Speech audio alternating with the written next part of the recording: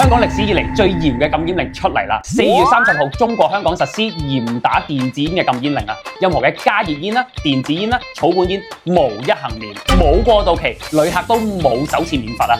吸食者輕則罰3000蚊啊！如果帶入境，仲分分鐘要坐添㗎。唔知你聽到呢個新聞，你怕未咧？以上嘅電子煙產品其實喺4年前咧，香港已經禁止入境㗎啦。咁香港咧仲有藝人俾人罰款添喎，你知唔知係邊個？呢個咧就係香港藝人余鴻鈞啊！咁喺2024年嘅時候咧，佢喺香港嘅高鐵站咧帶住電子煙彈返香港喎，咁就俾海關查到啦，咁被控告咧進口另類吸煙產品啊，仲要俾人告上法庭，仲要俾法官問你認唔認罪添啊！咁當然啦，佢冇得唔認啦，咁啊即刻俾人罰咗5000個大洋啦！咁所以呢個故事教訓我哋咧，中國香港對禁煙令咧係認真嘅，所以勸告即將嚟香港旅遊嘅家長們啊，千祈唔好帶呢啲電子煙入香港啦，後果真係好嚴重㗎。不過可能有人問，我係多年嘅老煙炮，咁有一定嘅煙癮，咁點算好啊？放心放心，咁有新出嘅代替品可以協助你遠離煙癮啊！依家好多老友其實都好想戒煙，但係呢啲煙癮邊度話戒就戒㗎？我身邊咧好多老友成功咧，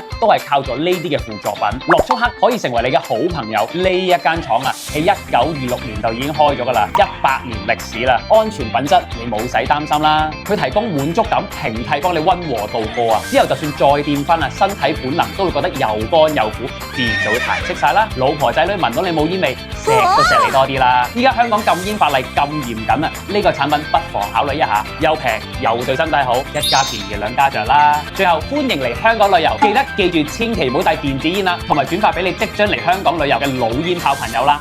我係香港簡 Sir，記得點讚關注我啦。